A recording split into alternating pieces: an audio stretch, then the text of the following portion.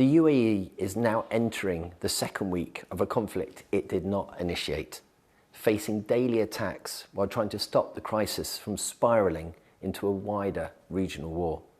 I spoke with Lana Nasabi, the UAE Minister of State at the Ministry of Foreign Affairs and its former ambassador to the United Nations, about the country's response to those attacks, where its red lines are, and how the country is working to protect itself under daily missile attack.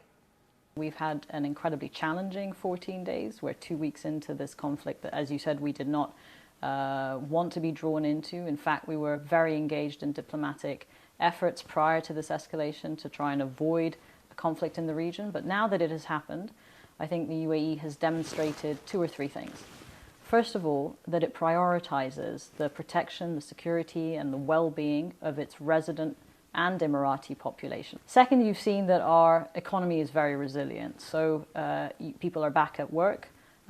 We will have a bounce back in our economy this year. I have no doubt about that. It is a safe place to work and do business. And thirdly, you see that everyone has rallied around the model that is being attacked in the UAE and the Gulf as islands of stability and prosperity. No one is signed up to the model that Iran is propagating with its illegal and unlawful attacks on all the Gulf region, which have been egregious. I think the priority right now is defending the country against these attacks and ensuring it doesn't disrupt normal life. But of course, we have been preparing for various scenarios in a very turbulent region for decades. So these are not new plans.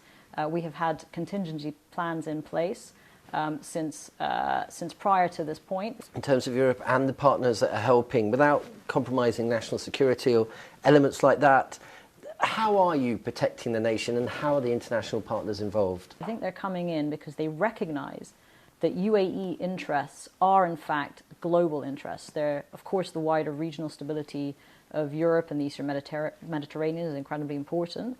But globally, the Straits of Hormuz, a fifth of the world's energy supplies, passes through that narrow waterway. And this has an impact on not only global energy prices, but global food security and food supplies. The UN has estimated that there's been an 18% increase in their ability to give aid to those most in need in terms of food insecurity, for example, as a result of this. So Iran must not be allowed to hold the global economy hostage by its rogue state behavior. Is there a red line in all of this? I think fundamentally the red lines are the security, the prosperity, the well-being of our Emirati community and our expatriate community here. We consider all of them part of this country and they deserve our protection. So that is our red line. Don't touch this model. Esta escola judaica em Amsterdão foi alvo de uma explosão na madrugada de sábado. Os bombeiros e a polícia chegaram rapidamente ao local. Apenas uma parede ficou ligeiramente danificada. Não há registro de feridos. A polícia diz ter imagens das câmaras de vigilância que mostram uma pessoa a colocar um engenho explosivo no local e está, neste momento, à procura dos suspeitos. O caso levanta preocupações de antissemitismo nos Países Baixos, depois de outros casos semelhantes. A Presidente da Câmara de Amsterdão diz que este ato é inaceitável e visava diretamente a comunidade judaica. We weten niet precies wat de context is, wat de motieven zijn. Wat ik wel kan zeggen, is dat het onacceptabel is wat hier vannacht is gebeurd. Preocupações da Presidente da Câmara de Amsterdão que foram repetidas pelo Primeiro-Ministro dos Países Baixos, Rob Jetta. Esta explosão seguiu-se a outros ataques recentes que levaram um reforço policial junto às instituições judaicas. Na noite de sexta-feira, houve uma tentativa de incêndio numa sinagoga no centro de Roterdão. Na segunda-feira, registrou-se uma explosão numa sinagoga de Liège, na Bélgica. Um avião militar norte-americano despenhou-se no oeste do Iraque, provocando a morte de toda a tripulação, composta por 6 pessoas. O Comando Central dos Estados Unidos da América revelou numa publicação nas redes sociais que a aeronave abatida era um KC-135, um avião de reabastecimento aéreo. Na mesma comunicação, afirmou que as circunstâncias do incidente estão a ser investigadas, mas que a perda da aeronave não foi causada por fogo hostil ou fogo amigo. Este acidente eleva para 13 o número total de cidadãos norte-americanos mortos na operação militar em curso contra o Irão. Um exercício militar no Ártico, o Cold Response, com a presença de 3 chefes de governo de países da NATO, Noruega, Alemanha e Canadá. Aliados militares com uma posição comum. Todos discordam dos Estados Unidos no alívio das sanções à transação de petróleo russo. Dizem-se mesmo surpreendidos pela decisão de Donald Trump, anunciada na quinta-feira. O presidente norte-americano disse que ia suspender as sanções contra Moscovo de forma temporária. As you all know, we had a video conference with the G7 leaders on Wednesday, and 6 out of 7 were clearly the opinion that we should not release the sanctions against Russia. We were a little bit surprised that we heard this morning that the American government decided differently. This is definitely not our view. In terms of a G7 meeting, I'm sure there will be additional G7 meetings. The convening of those meetings is the responsibility of the presidency. We all have direct lines into the president and we'll use them. A questão está na guerra do Irão, começada pelos Estados Unidos há 2 semanas e que fez aumentar o preço do petróleo. Atingiu mesmo o valor mais alto desde que a Rússia invadiu a Ucrânia em 2022. Uma situação agravada pelos ataques no Estreito de Hormuz, por onde passa 1/5 da produção mundial de petróleo. Do lado de Moscou, há satisfação pelo passo dado por Washington, mas os aliados dos Estados Unidos na NATO estão preocupados com a guerra na Ucrânia. O conflito pode agravar-se se Moscou tiver mais receitas.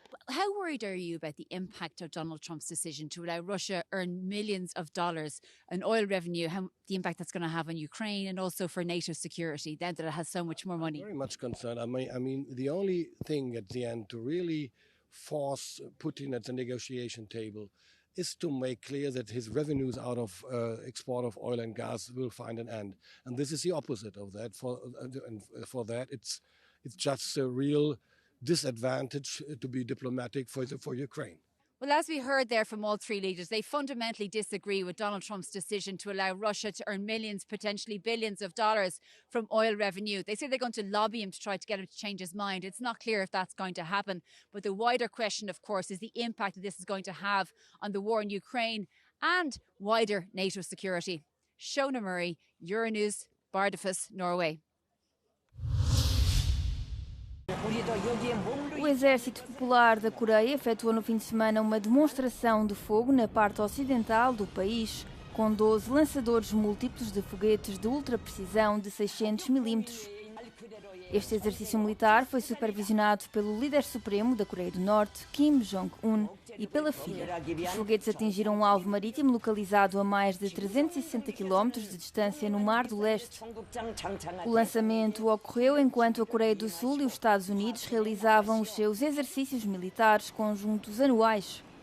O sistema utilizado pode atingir praticamente qualquer ponto do território sul-coreano e foi concebido para transportar ogivas tanto convencionais como nucleares.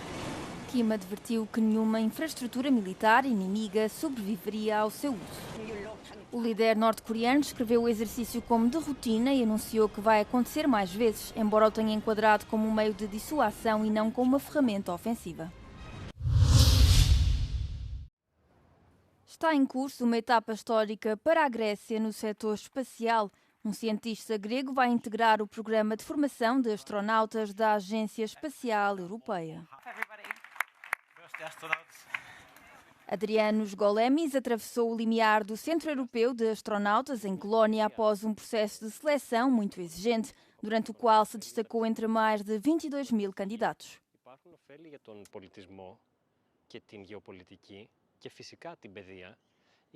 Έχουμε καλά νέα. Η Ελλάδα, εκτός από την φυσική της παρουσία στο διάστημα με τους μικροδορυφόρους, φαίνεται να αποκτά ή να μπαίνει σε μια διαδικασία να αποκτήσει πλέον και ανθρώπους στο διάστημα. Όντως, ο Ανδριανός είναι ένα παράδειγμα ανθρώπου όπου όλα αυτά τα χρόνια παρακολουθεί διαστημικές αποστολές, όντας και γιατρός. Ο ίδιος, το τελευταίο διάστημα αναζητήσαμε τρόπους να υποστηρίξουμε την παρουσία του σε προγράμματα εκπαίδευσης, προκειμένου πλέον να δρομολογηθεί και η συμμετοχή του σε μια τέτοια αποστολή.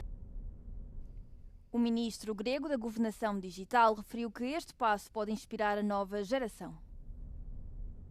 Είναι πολύ σημαντικό βήμα γιατί θα ήταν καλό να θυμηθούμε που ήταν η Ελλάδα σε όλο αυτό το διαστημικό πρόγραμμα πριν από λίγα χρόνια, που μόνο ως ανέκδοτο μπορούσαμε τότε να μιλήσουμε για την θέση της Ελλάδας στο διάστημα. Os dados dos satélites são utilizados para previsões meteorológicas mais precisas, entre outras aplicações. Η Ελλάδα κοιτάζει πλέον ψηλά, με τους δικούς της δορυφόρους, με διεθνείς συνεργασίες, με τον στόχο για την αποστολή του πρώτου Έλληνα αστροναύτη στο διάστημα, ανοίγει δρόμους στην καινοτομία και την τεχνολογία. Το μήνυμα είναι σαφές. Το διάστημα δεν είναι πλέον μακριά, είναι απλώς το επόμενο βήμα. Από την Αθήνα και το Euronews, Φέη Δουλγέρη. Quase todos os glaciares austríacos recuaram nos últimos 2 anos à medida que os analistas alertam para a evolução dramática que se tem verificado nos Alpes. O último relatório do Clube Alpino Austríaco revela que apenas 2 dos 96 glaciares do país se mantiveram estáveis, enquanto alguns perderam mais de 100 metros de comprimento. O Pass Terze, o maior glaciar da Áustria, mostra sinais visíveis de desintegração na sequência de uma tendência de longo prazo de redução significativa em área e volume. Desde 2015, a vizinha Suíça viu os glaciares encolherem 1/4, com mais de 1000 de pequenas dimensões a terem desaparecido por completo. Níveis de calor recorde associados a uma escassez de neve aceleraram o degelo. Algo que, segundo os especialistas, terá implicações para o abastecimento de água potável e a produção de energia. O Clube Alpino considera que este facto é um alerta para os decisores políticos.